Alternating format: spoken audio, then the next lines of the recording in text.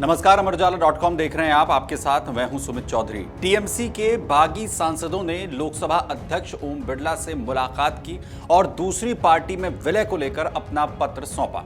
साथ ही 20 सांसदों ने संसद में टीएमसी से अलग बैठने की भी मांग की। लोकसभा अध्यक्ष से इस मांग के साथ ही किस पार्टी में सभी सांसद जा रहे हैं इसका ऐलान भी कर दिया गया है। सभी सांसदों ने अपने विलय की बात कही है। जिस पार्टी में सभी सांसदों ने अपने विलय की बात कही है उसने सभी को हैरान कर दिया है, क्योंकि सभी को यह लग रहा था कि सभी सांसद बीजेपी का दामन थाम सकते हैं।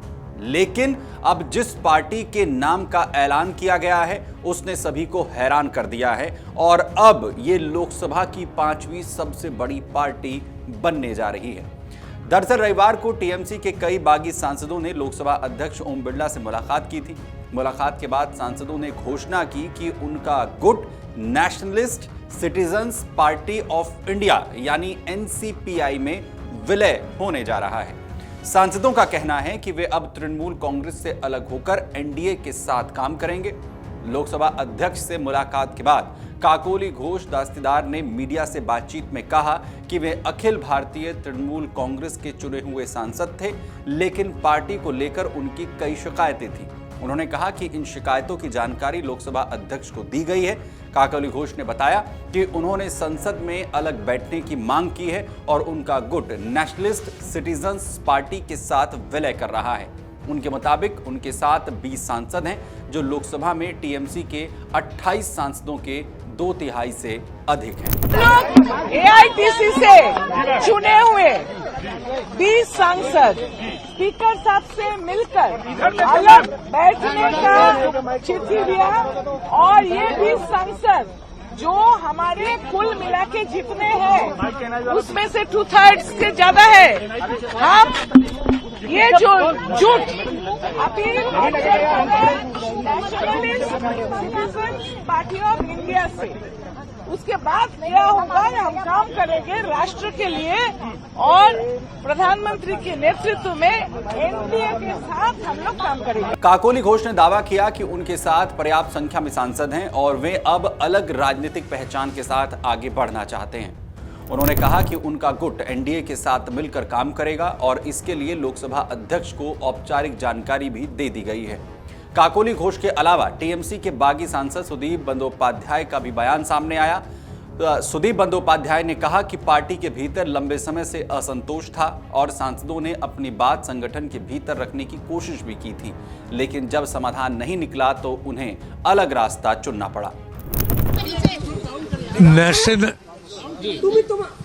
नेशनलिस्ट सिटीजन्स पार्टी, ये पार्टी के साथ हम लोग शामिल हुआ। कहाँ की पार्टी है दादा? एक पॉलिटिकल पार्टी है और रिकॉग्नाइज्ड कोई रीजनल पार्टी है तो वो पार्टी को साथ हम लोग मर्ज हुआ।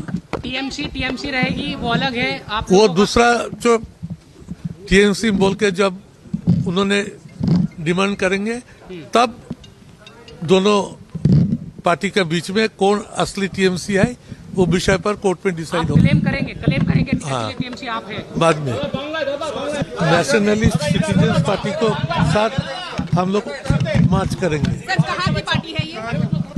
वो एक स्वीकृत पार्टी है रीजनल का स्तर पे, वो पकड़ लो कि दिल्ली का है। क्यों मर्ज कर रहे हैं सुदीप जी आप उसमें? ये सिस्टम है।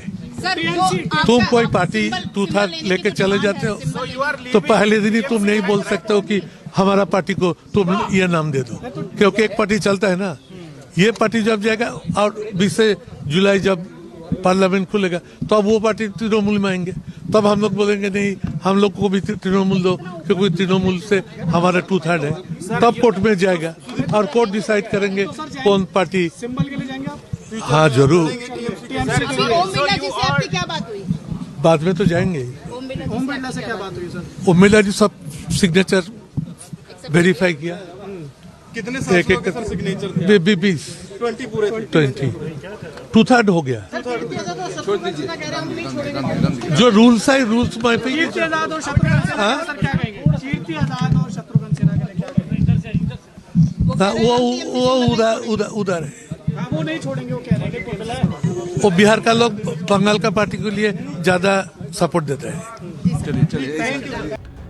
सुदीप बंदोपाध्याय ने कहा कि यह फैसला अचानक नहीं लिया गया है। उन्होंने दावा किया कि कई सांसद लंबे समय से पार्टी नेतृत्व के रवैये से नाराज थे और अब उन्होंने नई राजनीतिक दिशा चुनने का फैसला किया है। वहीं टीएमसी सांसद अरूप चक्रवर्ती ने भी इस पूरे घटनाक्रम पर प्रतिक्रिया दी।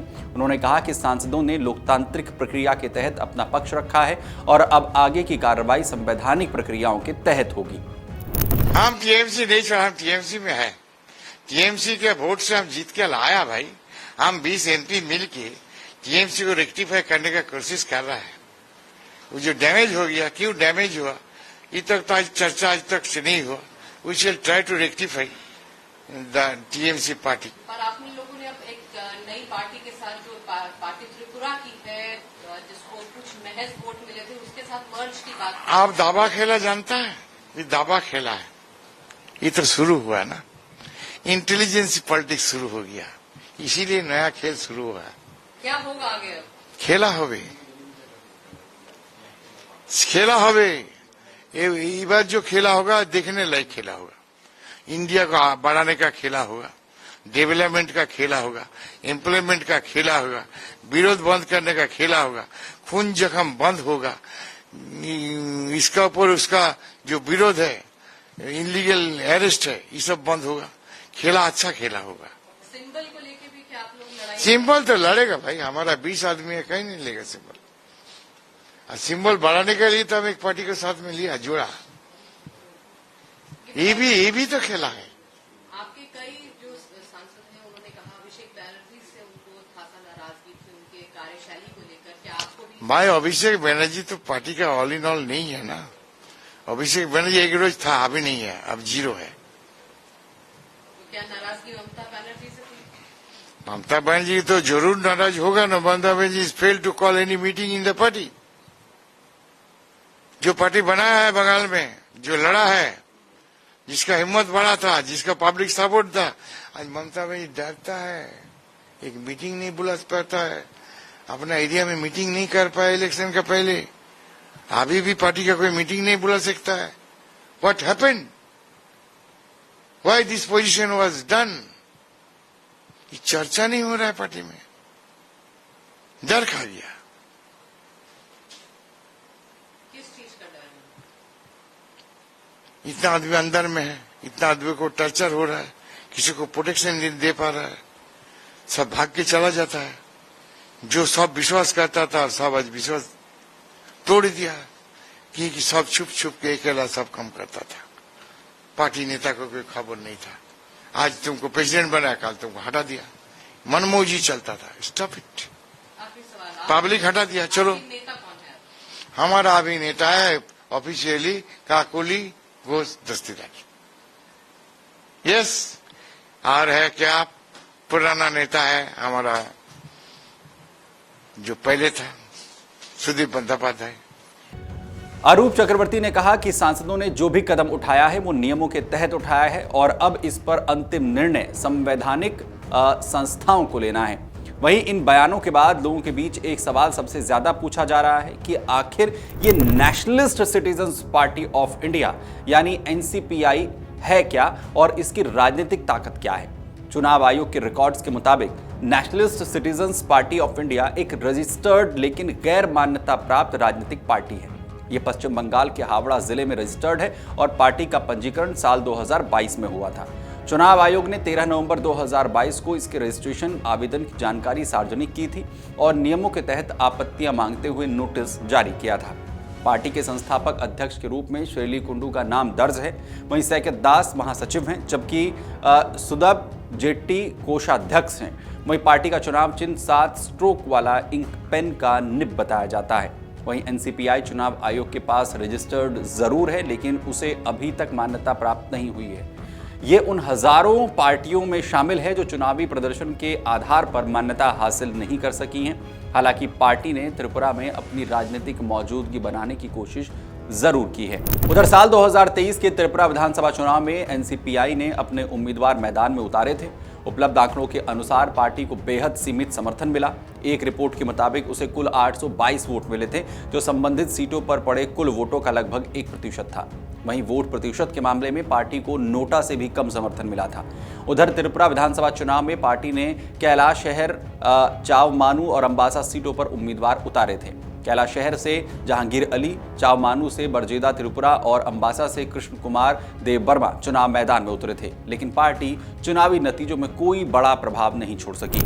अब यही पार्टी अचानक से राष्ट्रीय राजनीति के केंद्र में आ गई है।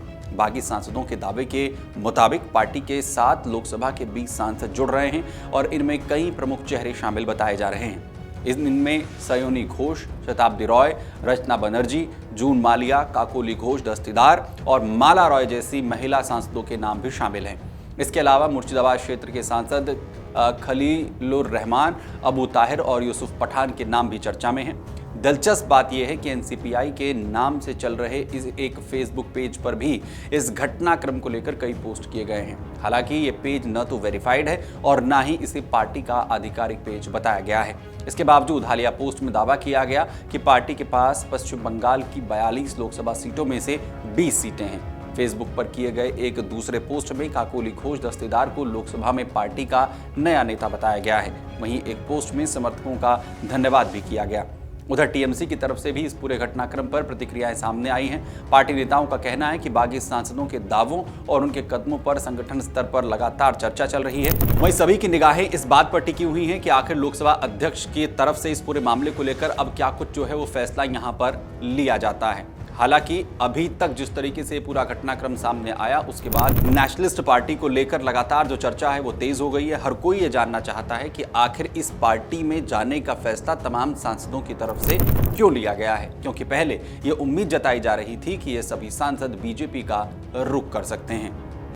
अगर आप ये वीडियो YouTube पर देख रहे हैं तो हमारे चैनल को सब्सक्राइब कर बेल आइकन दबाएं और Facebook पर देख रहे हैं तो हमारे पेज को लाइक करें।